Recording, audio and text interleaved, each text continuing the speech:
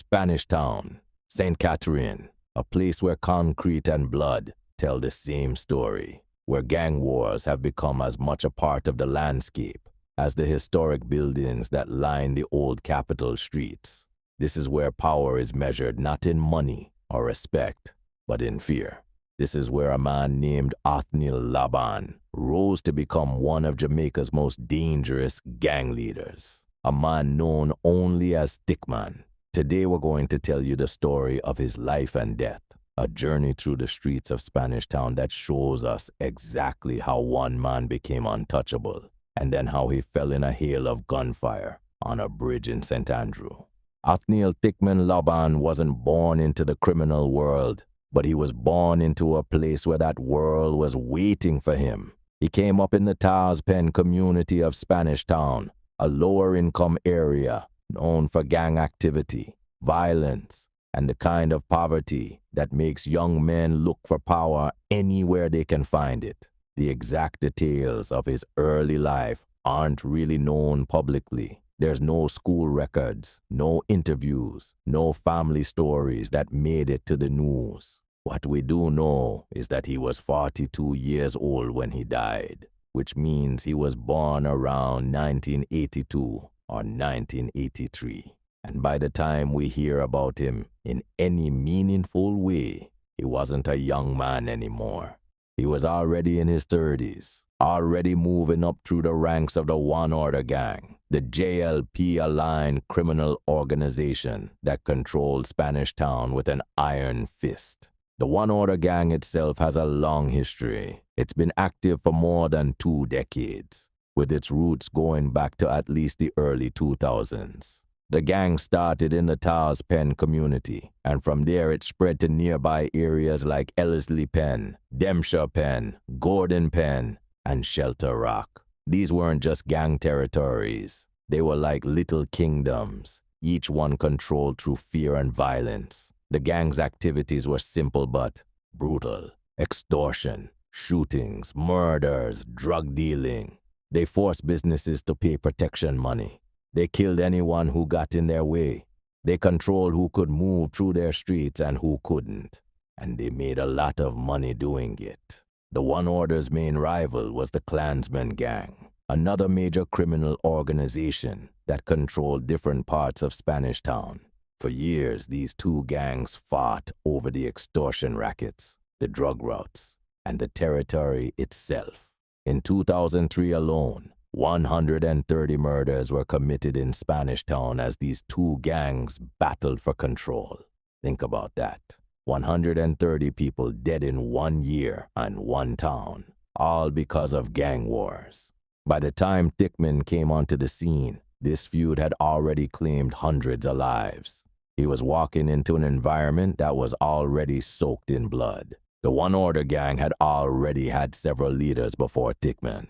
The first one we know about is Oliver Bubba Smith, who was really the founder of the gangs and established its reputation for ruthlessness. On July 2004, Bubba Smith was driving along Festival Road off Whitehall Avenue in St. Andrew when gunmen shot him in the head with a high-powered rifle. He was killed in his Honda Civic, and when police searched his home in the upscale St. Andrew area, they found over 800 rounds of ammunition. Bubba Smith had been deported from the United States in 2002, and he was wanted for multiple crimes, including murder. When he died, the leadership of the One Order Gang fell to someone else. That someone was Andrew Bunman Hope, who had been one of Bubba Smith's most trusted lieutenants. Bunman took over the gang and seemed to be settling in as the new leader.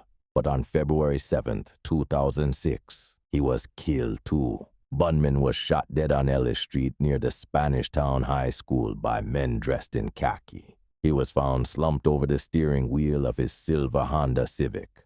Before he was killed, Bunman had narrowly escaped another attack when gunmen fired on a vehicle he was in with a well-known politician.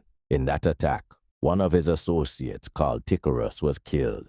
When Bunman died, rumors spread that a police officer had killed him.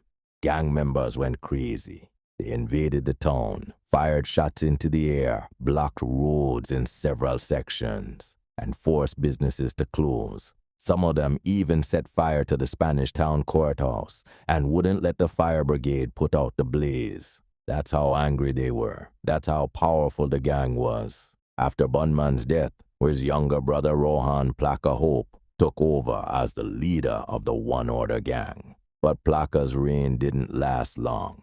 The authorities, working together with American law enforcement, launched a major operation against the gang. On June 19, 2015, Plaka was indicted for false claim of U.S. citizenship and aggravated identity theft. When police searched his home in Pennsylvania, they found 352 grams of marijuana, several weapons, cell phones, and a Jamaica driver's license with a fraudulent name but Plaka's photograph on it. Plaka was sentenced to 5 years in a U.S. prison. 2 other top members of the gang, Everton Minot, known as Rado, and Richard Shelley, known as Ryder, were also convicted. Rado got 12 years, and Ryder got 20 years. Even from prison, the top leadership of the One Order gang tried to keep control of their operations in Jamaica. They appointed a local don to run things on the ground while they managed things from overseas. For a while after that, the gang was run by a man named Fitzroy Matthias, who everyone called Scuffler. Scuffler had been arrested back in 2010 and charged with shooting with intent, but he was released. In 2015, he was charged with murder for killing a man named Huntroy Patterson, also known as Season, back in 2013 in Ellerslie Pen. Scuffler was granted bail of 750,000 Jamaican dollars. The court had been told that Scuffler was third in charge of the One Order gang, but they granted him bail anyway because the sole eyewitness in the case disappeared and couldn't be found. Once Scuffler was released, he continued to rise through the ranks of the gang. He became the de facto leader, the person actually running things day to day. Scuffler was smart. He made a partnership with another gang leader named Sheldon Lennox Walters, also known as Termite, who led a gang called Top Banks. These 2 men split the extortion money from their territories and formed a powerful alliance. For about 6 years, Scuffler ran the One Order gang. He was smart, calculating, and dangerous. But on January 24th, 2024, Scuffler died of cancer. He was only 36 years old when he was charged with murder, but by the time he died, he had been running the gang for 6 years. With Scuffler dead, there was a power vacuum, and that's where Othniel Stickman Loban stepped in. Stickman was ready for this moment. He had been waiting in the wings, watching the gang, learning how things worked, understanding what it took to survive and rise in this world. He had been a lieutenant under Scuffler, and now with Scuffler gone, he became the heir apparent. He took over leadership of the One Order gang in early 2024, right after Scuffler's death. And when Stickman took over, things changed. He was aggressive. He was ambitious. He had big plans for the gang. Community sources claim that he allegedly fathered over 50 children throughout Spanish Town and the surrounding areas. Whether that number is accurate or not, the point is that Stickman had a presence in these communities. People knew his name. People were afraid of his name. As soon as Stickman took over, he started making his moves. He wanted to consolidate power. He wanted to eliminate threats to his leadership. And he wanted to expand the gang's control over the extortion rackets in Spanish Town and the surrounding areas. The areas under his control included Eltham Park, Jobs Lane, Cedar Valley, James Mountain, and parts of Mountain View in Kingston. These weren't small territories. These were significant parts of the city where the One Order gang collected money from businesses, from residents, from anyone who had something to take. Stickman was designated by police as a primary threat to law enforcement efforts to stop gang violence and extortion. He wasn't just another gang member. He was the leader. He was the one giving orders. He was the one making decisions about who lived and who died. Once Stickman took over, a pattern of killings began. Police started linking him to several murders. The first one we know about happened on July 26, 2023, in Hill Run, Spanish Town. A man named Anthony Harris, also known as Tony Mong, was shot and killed. Police didn't immediately charge Stickman with this murder, but later, after he died, they named him as a person of interest. They said he had allegedly orchestrated the killing. Tony Meng was shot and killed in what appeared to be a targeted attack. The details of exactly what happened, who pulled the trigger, what the exact circumstances were, these weren't made public, but police believe Stickman was behind it. Later in 2023, 2 more murders happened in Spanish Town. A man named Andre Dixon, who went by the nickname Rum Blacks, was fatally shot. And a man named Ricardo Gardner, who was known as Jaja, was also fatally shot. Again, the specific dates and exact locations within Spanish Town weren't made public. Again, the exact details of how they were killed weren't released. But again, after Stickman's death, police came forward and said they believed he had orchestrated both of these killings. They said he had allegedly ordered these hits. Whether these men were rivals to Stickman's power, or whether they were gang members who had allegedly become disloyal, we don't know for sure. What we know is that Stickman allegedly wanted them dead, and they ended up dead. Then came the 4th murder. On May 27th, 2024, a 21-year-old man named Orville Reed, also known as Bruiser, was shot and killed on Wallen Avenue in Portmore, St. Catherine. This one was different because it happened outside of Spanish Town itself. It happened in Portmore, but police believe Stickman was still behind it. They said he had allegedly orchestrated this killing too. A party promoter from Portmore was arrested and charged with the murder. But police believe the real power behind the killing was Stickman, sitting back in Spanish Town, ordering hits in other areas, expanding his influence, eliminating people who were in his way. These 4 murders, Tony Meng, Rum Blacks, Jaja, and Bruiser, these were the ones that police could publicly link him to. But there were others. There were shootings. There was extortion. There was violence happening constantly under Stickman's leadership. By late 2024, Stickman was at the height of his power. He was only 42 years old, but he had already risen to become the leader of one of Jamaica's most dangerous gangs. He controlled significant territories in Spanish Town and St. Andrew. He had a network of people working for him. He allegedly had over 50 children throughout these communities, which gave him connections and influence everywhere. He lived in Ellerslie Gardens in Spanish Town, and he also spent time at a girlfriend's place in Mountain View in St. Andrew. That girlfriend allegedly helped him with his business ventures, which meant she was involved in handling the money from extortion and other criminal activities. Stickman had ambitions of being the sole Don in Spanish Town. He didn't just want to lead the One Order gang. He wanted to run the entire city. He wanted complete control. But Stickman's ambitions were about to come crashing down. Police had him on their radar. They knew who he was. They knew what he was doing. They knew he was dangerous, and they were looking for an opportunity to take him down. That opportunity came on the night of Wednesday, January 22nd, 2025. Stickman was traveling in a gray Toyota RAV4 motorcar. Police received information that he was in that vehicle, heading into Kingston from the Tars Pen area of Spanish Town. A team from the Specialized Operations Division, the Anti-Gang Task Force, was out on patrol in unmarked service vehicles. They got the information about Stickman, and they decided to move. The police team went in pursuit of the gray Toyota RAV4. They eventually caught up to it in the vicinity of the Ferry Police Station in St. Andrew. The lead police vehicle signaled the driver of the RAV4 to stop. The driver didn't comply. Instead, he sped up.